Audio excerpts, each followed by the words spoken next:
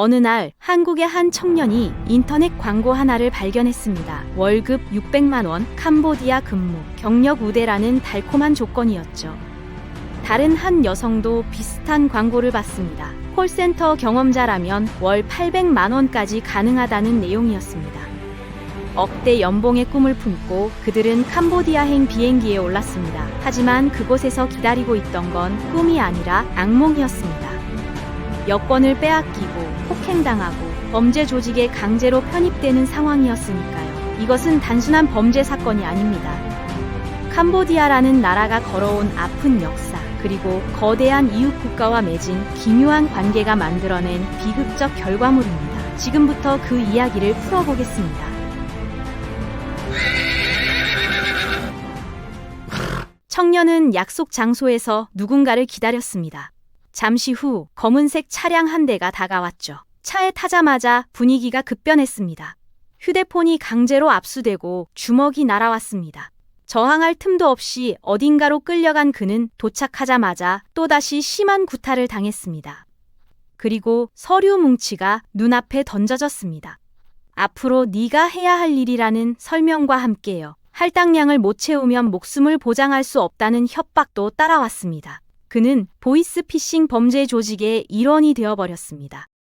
목표치를 달성하지 못하면 고문과 폭행이 기다렸습니다. 탈출을 꿈꿔봤지만 그건 죽음을 각오해야 하는 선택이었죠. 무장한 경비원들이 시설 곳곳을 지키고 있었으니까요. 탈출 시도가 발각되면 어떤 일이 벌어질지는 상상만 해도 끔찍했습니다. 범죄 조직은 피해자의 가족에게까지 연락했습니다. 돈을 보내지 않으면 당신 아들의 안전을 보장할 수 없다는 협박 전화였죠. 이런 일들이 한국 사회를 발칵 뒤집어 놓았습니다.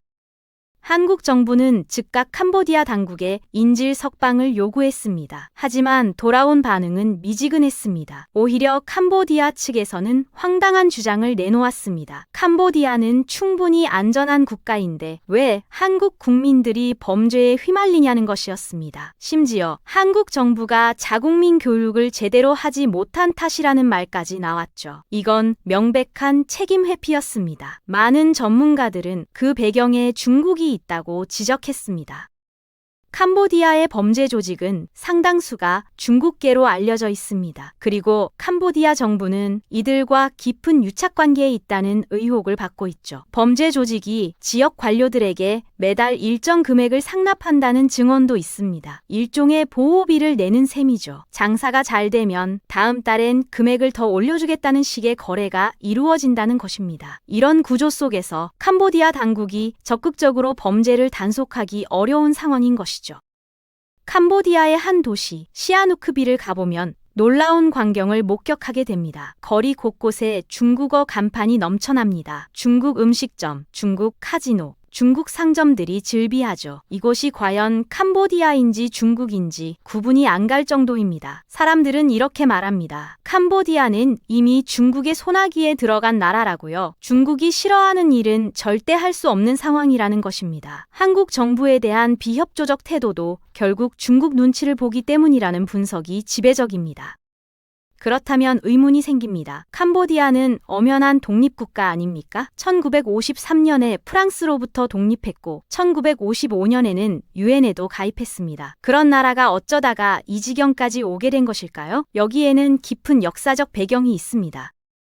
사실 캄보디아는 처음부터 중국의 영향권이 아니었습니다. 오히려 인도, 프랑스, 베트남의 영향을 더 많이 받았죠. 독립 당시 캄보디아는 중립 외교를 천명했습니다. 당시 국왕이었던 시아누크는 분명한 입장을 밝혔습니다. 우리는 베트남처럼 미국의 영향 아래 들어가지도 않을 것이고 중국처럼 이념 전쟁에 휘말리지도 않겠다고 말이죠.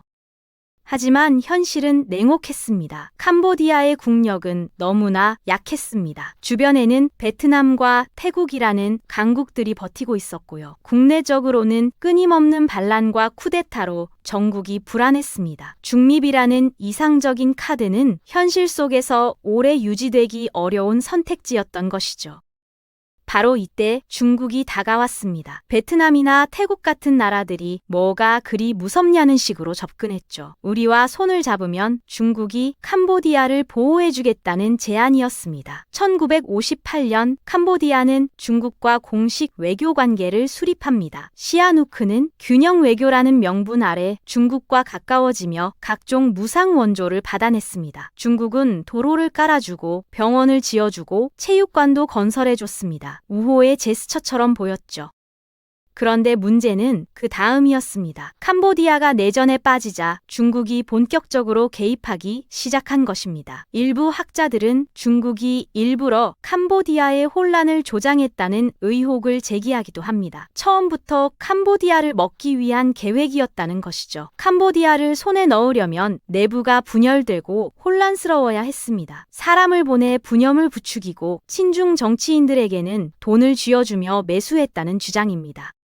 1975년 캄보디아에서는 크메르 루주라는 세력이 정권을 잡았습니다. 그들을 이끈 인물은 폴포트라는 공산주의자였습니다. 그는 급진적인 사상을 가지고 있었죠. 모든 불평등의 근원은 돈이라는 것이었습니다. 돈이 사라져야 인간이 비로소 자유로워진다고 주장했습니다. 그는 도시 문명 자체를 없애고 농민 중심의 완전한 평등 사회를 만들겠다고 했습니다. 하지만 그 방법은 상상을 초월할 정도로 잔혹했습니다. 1975년 4월 17일 크메르 루주는 수도 푸놈펜을 점령했습니다. 그들은 도시 전체를 포위하고 주민들을 강제로 내보냈습니다. 잠깐 피난 가는 것이니 3일 후면 돌아올 수 있다고 거짓말을 했죠. 하지만 그건 새빨간 거짓이었습니다. 수도 인구 약 200만 명이 불과 며칠 만에 전원 농촌으로 강제 이주당했습니다. 노인들도 환자들도 모두 걸어서 가야 했습니다. 그 과정에서 수천 명이 굶주림과 질병으로 죽어갔습니다.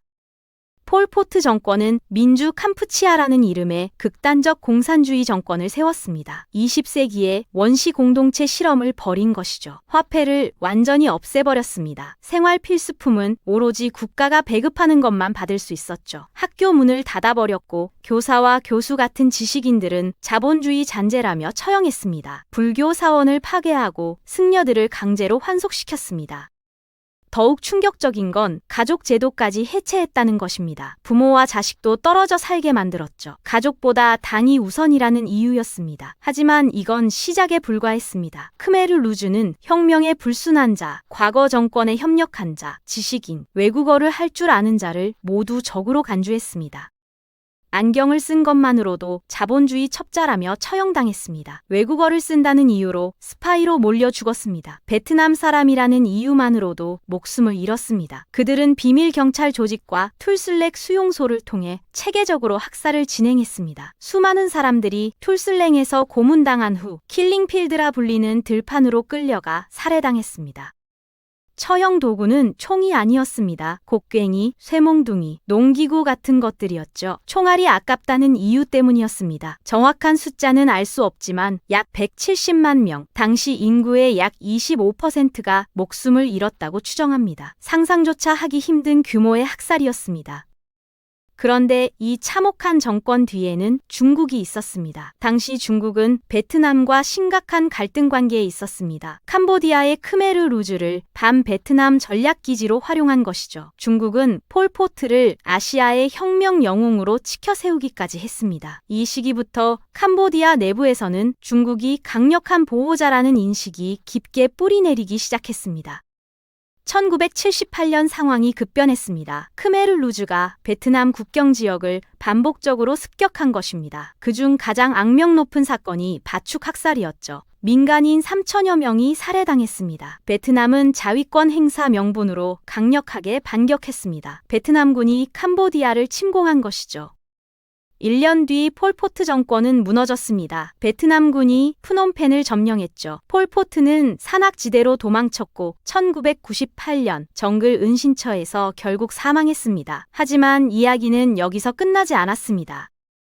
베트남이 크메르루즈를 몰아내고 친베트남 정부를 세우자 중국이 경로했습니다. 감히 내 세력권을 건드렸다는 것이었죠. 이건 중국에 대한 도전이라고 간주했습니다. 1979년 중국은 베트남 징벌전을 일으켰습니다. 베트남 북부 지역을 침공했지만 큰 성과는 거두지 못했습니다. 그럼에도 중국은 계속해서 캄보디아의 크메르루즈 잔당을 지원하며 반베트남 구도를 유지했습니다. 이 시기 캄보디아는 사실상 베트남과 중국의 대리전 전장이 되어버렸습니다. 전쟁의 상처는 깊었고 경제는 완전히 붕괴했습니다. 1991년 파리 평화협정으로 겨우 전쟁이 끝났습니다. 캄보디아는 민주선거를 치렀고 훈센이 실권을 잡았습니다. 훈센은 생각했습니다. 오랜 전쟁으로 경제가 완전히 망가졌으니 우리에게 우호적인 중국의 힘을 빌려 경제를 재건할 수밖에 없다고요. 중국은 그를 적극 지지하며 막대한 원조를 쏟아부었습니다. 2000년대 이후 중국의 무상 원조와 차관 대출이 급증했습니다. 프놈펜과 시아누크비를 잇는 고속도로, 항만, 공항 등 주요 인프라가 중국 자본으로 건설됐죠. 하지만 세상에 공짜는 없는 법입니다. 캄보디아 전체 부채의 42%가 중국 돈이 되어버렸습니다. 빌린 돈은 언젠가 갚아야 합니다. 하지만 캄보디아 경제 상황으로는 갚기가 쉽지 않았죠. 중국은 압박을 가하기 시작했습니다. 계약서를 보라는 것이었습니다. 상환 능력을 상실하면 시설 운영권을 중국에 넘긴다는 조항이 있었습니다. 그렇게 캄보디아의 핵심 시설들이 하나둘씩 중국 소유로 넘어갔습니다. 이건 고리대금업자가 돈을 빌려주고 담보를 챙기는 수법과 다를 바가 없었습니다. 물론 처음부터 중국 소유로 임대하는 방식도 많았죠. 중국은 이제 캄보디아의 군사력까지 종속시키려 하고 있습니다. 최근 캄보디아 남부의 리암 해군 기지가 중국의 비밀 해군 기지로 사용된다는 의혹이 불거졌습니다. 캄보디아 정부는 부인하고 있지만 많은 전문가들이 사실일 가능성이 높다고 보고 있습니다. 만약 사실이라면 중국은 남중국해와 태국만, 인도양을 연결하는 전략적 요충지를 확보하는 셈입니다. 이제 캄보디아는 완전히 중국의 손아귀에 들어간 것처럼 보입니다. 국제 무대에서도 캄보디아는 언제나 중국 편에 섰습니다. 남중국해 문제에서는 중국의 영유권 주장을 지지했습니다. 홍콩 인권 결의에는 반대표를 던졌습니다. 신장 위구르 인권 문제에 대해서는 침묵으로 일관했습니다. 대만 문제에서는 하나의 중국 원칙을 적극 지지하고 있습니다. 2012년 아세안 정상회의에서는 더욱 노골적인 모습을 보였습니다. 남중국해 공동선언 초안이 캄보디아의 반대로 무산됐습니다. 로이터 통신은 익명의 외교 소식통을 인용해 캄보디아를 최악의 의장국이라고 비판했습니다. 중국이 경제적 영향력으로 캄보디아를 비롯한 일부 회원국의 충성을 사실상 매수했다는 표현까지 나왔습니다.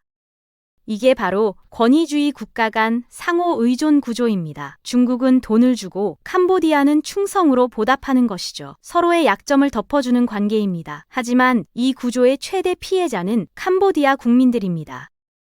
중국 자본이 들어오면서 환경 파괴, 부패 문제가 심각해졌습니다. 젊은 세대 사이에서는 반중 감정이 커지고 있습니다. 우리는 여전히 가난한데 도시는 중국 범죄자들로 가득하다는 불만이 터져나오고 있습니다. 중국 돈이 들어와서 좋아진 게 도대체 뭐냐는 것이죠. 시아누크빌은 한때 캄보디아의 마카오라 불렸습니다. 하지만 지금은 범죄와 사기, 인신매매의 온상이 되어버렸습니다. 경제 성장률은 높아 보이지만 국가 이미지는 최악입니다. 누가 이런 나라에 투자하려 하겠습니까? 오직 중국만이 손을 내밀고 있습니다. 이익은 중국 기업들이 대부분 가져가고 캄보디아 국민 대다수는 여전히 하루 5달러 이하의 가난한 삶을 살고 있습니다. 캄보디아에 들어온 중국 자본은 성장이 아니라 의존만 남겼습니다. 경제적 속국으로 가는 길이었던 것이죠. 이쯤 되면 캄보디아가 왜 중국계 범죄 조직에 적극적으로 대응하지 못하는지 이해가 됩니다. 캄보디아 정부를 설득할 게 아니라 먼저 중국 정부를 설득해야 하는 상황입니다. 중국이 한마디만 한다면 캄보디아는 즉각 움직일 것입니다. 하지만 중국은 어떻게 나올까요? 아마도 이렇게 말할 것입니다. 우리가 왜 그런 일에 신경을 써야 하는가? 결국 캄보디아 문제는 단순한 범죄 문제가 아닙니다. 한 나라가 역사적 격변 속에서 어떻게 강대국의 영향권에 포섭되는지를 보여주는 사례입니다. 폴포트 시절의 비극, 내전의 상처, 경제 재건을 위한 절박함, 그리고 중국의 전략적 접근이 맞물리면서 만들어진 복잡한 구조인 것이죠. 캄보디아는 한때 찬란한 앙코르 문명을 꽃피웠던 나라였습니다. 하지만 지금은 자주성을 잃고 강대국의 그늘 아래 신음하고 있습니다. 역사는 우리에게 교훈을 줍니다. 국력이 약한 나라는 언제나 주변 강대국의 이해관계 속에서 희생될 수 있다는 것을요. 한국인 피해자들의 비극도 결국 이런 거대한 지정학적 구조 속에서 발생한 일입니다. 범죄 조직을 단속하는 것도 중요하지만 근본적으로는 캄보디아가 중국의 영향력에서 벗어나 진정한 독립을 회복해야 해결될 문제입니다. 하지만 그게 과연 가능할까요? 이미 너무 깊이 얽혀버린 관계를 풀어내기는 쉽지 않아 보입니다. 캄보디아의 미래는 여전히 불투명합니다. 경제적으로는 중국에 의존하고 정치적으로는 권위주의 체제를 유지하는 한 진정한 발전은 어려울 것입니다. 국민들의 반중 정서가 커지고 있지만 정부가 이를 무시하는 한 상황은 나아지지 않을 것입니다. 역사는 반복됩니다. 강대국의 이익을 위해 작은 나라들이 희생되는 구조는 예나 지금이나 크게 다르지 않습니다.